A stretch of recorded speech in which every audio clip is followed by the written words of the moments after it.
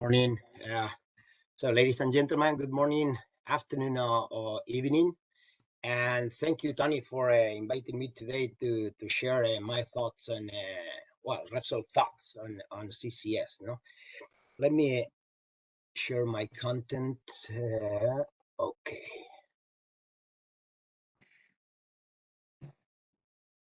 Okay. You see that? Yeah, I can see you now. Yeah. Is it now better? Presentation mode. Hold on. We can see your notes side as well. So. Oh, okay. So let me. What about now? I think this way is fine. I think showing the other, it's fine. Yeah. So can I make it bigger eventually? Yeah.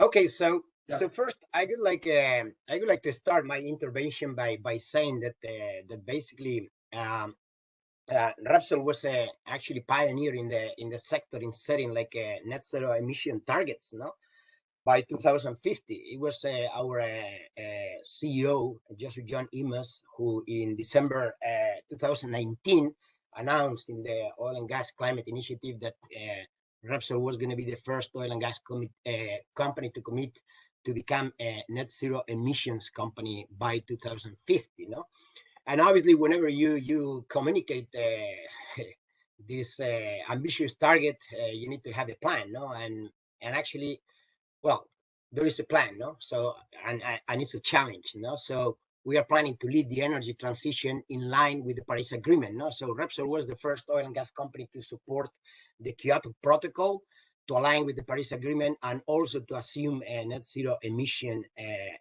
ambition by 2050. No, and basically our roadmap to this net zero in 2050 is basically that we are gonna reduce in 12% our emissions by 2025. 25% by 2030, 50% by 2040, and finally to become net zero in 2050. No, and this ambitious roadmap is based in four important pillars. No, the first one being the gas mix in our oil and gas portfolio, because we have 64% of our production is gas, and also 71% of our reserves are gas. No.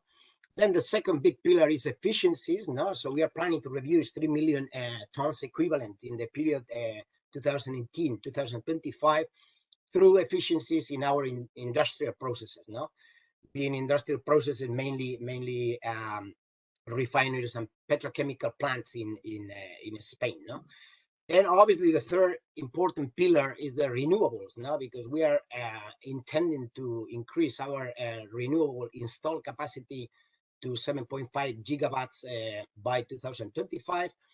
And the final pillar in this plan is the technological development. No, so basically being that the CCS technology development and other net zero emission solutions, no? Like e-fuels, green hydrogens, and etc. No? Well, having said that, I belong to the E&P department in Repsol, no, and we have a very clear E&P mandates, no, and the most important of those is the carbon neutrality for our E&P activities, no, as soon as possible, no. So basically, this involves two types of actions from our side. First of all, I'm talking about the legacy activities. We have to create or develop creative solutions for total CO2 abatement in our operations. And then regarding the greenfield activities, for those activities that haven't yet started, we have the mandate to be carbon neutral. No? So this is imperative. No? And obviously, the first greenfield project after our CEO's announcement was the Sakakeman project, no? That is following the Calibre of the Lamb 2X discovery. No? This is a joint venture that we have in South Sumatra in Indonesia, together with, we are operators with 45%, and we have as joint venture partners Petronas with 45% and Moeco from Japan with 10%. No? So this gas development is actually contemplating to develop like 2 TCFs of gas, and this was the largest gas discovery in Indonesia in the last decade. No? And basically translating this into numbers, I would like to say, well, this is a general overview map in Sumatra. So you can see there, if you see my pointer, you can see the Sakakeman discovery that is surrounded by all the gas producing fields in the corridor PSC contract. There is a very well developed transportation network in the area. And important to say that the development of Sakakeman, well, we're contemplating different development options and different CCS options, but basically all of them are targeting the same. No? So we are intending to have an FID for this project with the early production in 2000. Well, the FID is going to be 2022, no? For the early production. So we are going to have a phase of early production until 2026-7. And then we are going to have the first gas for the full field development basically in 2027, as you can see here. No? Here you can see two profiles, that one of them being the gas production, and you can read that one on the right axis. And then you have the CO2 to be injected that you can read on the left-hand side axis. No? So basically, we translate this into numbers. We are talking about 2 TCFs of recoverable gas reserves or resources at this point, with 26% of CO2, natural CO2 mixed with the gas. And basically, the project is intending to store 2 million tons equivalent per year that are going to give a cumulative of 30 million tons in the project life, that is 15 years. No? And at this point, I would like to say that the CCS is the only solution for this tertiary plays in Indonesia, because those are very high content, high CO2 content plays, and the CCS implementation will allow three things. No. The first one is gas production from green fields, like is the case of Sakakeman. The second one is that also it will allow the development of stranded gas discoveries, because there are a few stranded gas discoveries because they are high CO2 contents in them.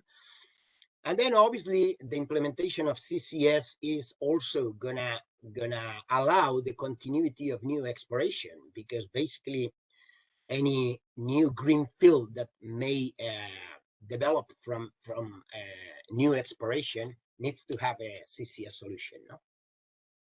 And let me tell you guys where are we at this point in terms of the Sakakeman CCS projects. No, we are under a very detailed technical assessment process. No, we have completed already the site screening, which actually looks after the regional and basin analysis scale. And at this point, we are basically working on the site selection that we have almost completed. We have a short list potential of feasible sites. No, we are evaluating depleted gas fields in and around corridor, and we have two firm candidates, I would say. We are also evaluating the possibility of storing in saline aquifers. And then we have another third and fourth candidates that are also being worked. No? From this, I have to say that we are also working under this visualization stage on the characterization of these storage sites. No? So we are working on the seal analysis, geomechanical analysis, storage complex, static and dynamic modelings, injection modeling, and the risk assessment. And with this, we are planning to come out with the storage capacity, injectivity, and the containment of the CO2 in the subsurface. No? And then obviously we are going to go through a detailed characterization that is going to consist of refining the models, risk management plan, the CO2 injection baseline, and then obviously the monitoring plan. No? Once finalized, then we are going to get into the conceptualization phase, that is this light orange that you can see here. to finally execute the project in 2027.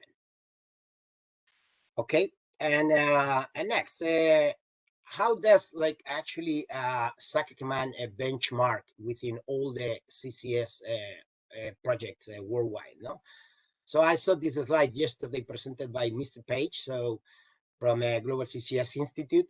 So in the left-hand side, we have all the projects in red and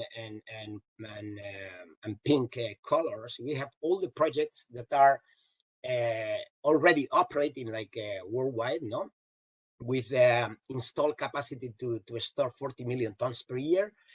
And basically, the only ones here that are a pure CCS are the Sleipner and Snøhvit in Norway, the Gorgon in Australia, and then we have Quest in Canada and Illinois Industrial in the US. No, all the things that you can see in the right-hand side are the projects that are either under definition, construction, or whatever, no, but are going to be operating in the near future.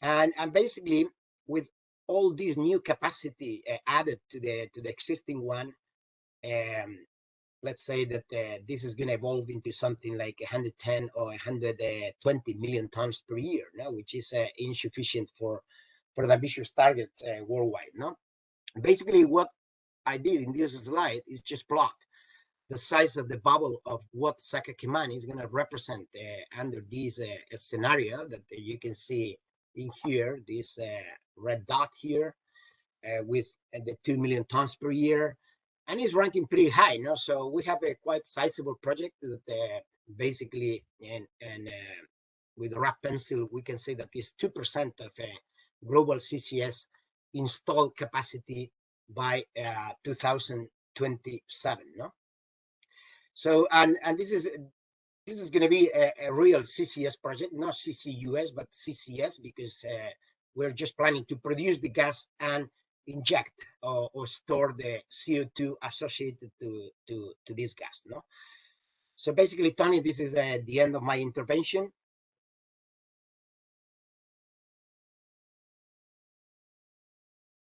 Thanks, Mikel. Thank you for getting up so early and to join us from Madrid. I think now it's probably around just past 5 o'clock. And very. I mean, thanks for introducing Repsol's net zero strategy, as well as the details of the Saca-Cayman projects. I think that's a key trend we have observed at the Institute is countries based in, large corporations such as ROCs, but also other type of corporations, where their head office are based in Europe or in other developed countries, where these their native countries may have committed to net zero. Therefore, there is pressure on these corporations to commit to net zero as well. That extends to their operations around the world.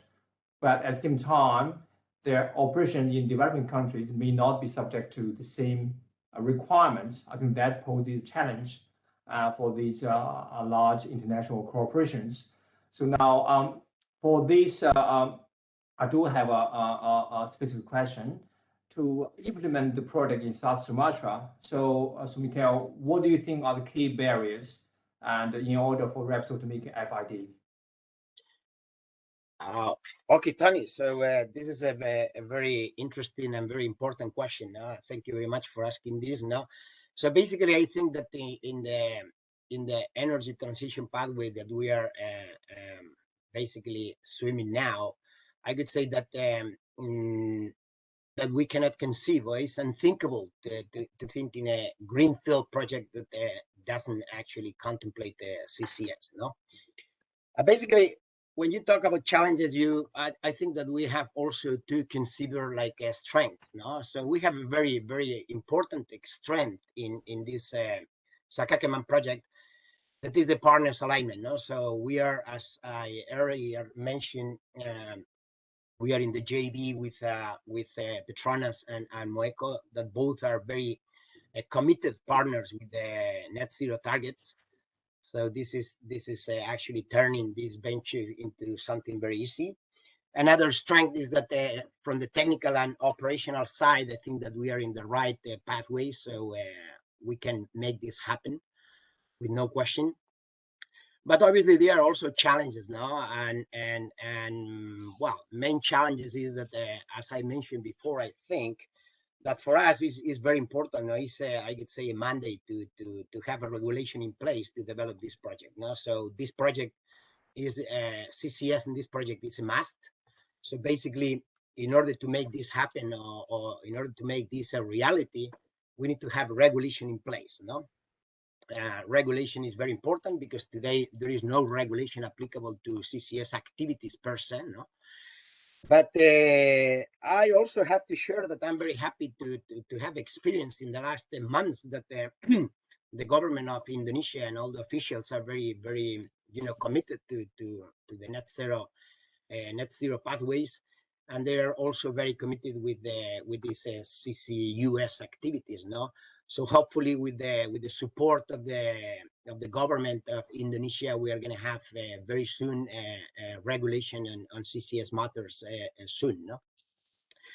Another important challenge that I think I'm not saying anything new, because I have here in many interventions previous to mine that the financing this type of projects is a big challenge, no? Because these projects are very capex intensive, and obviously having the support on this is fundamental, I would say. No, I was very positively surprised yesterday with the intervention of some officials from Indonesia when I hear that they are thinking in contemplating like CCS or CCUS under PSC schemes, which is very important, no? Because it was one of the main questions. No, so is this going to be regulated by PSCs? Is this going to be supported by credit mechanism?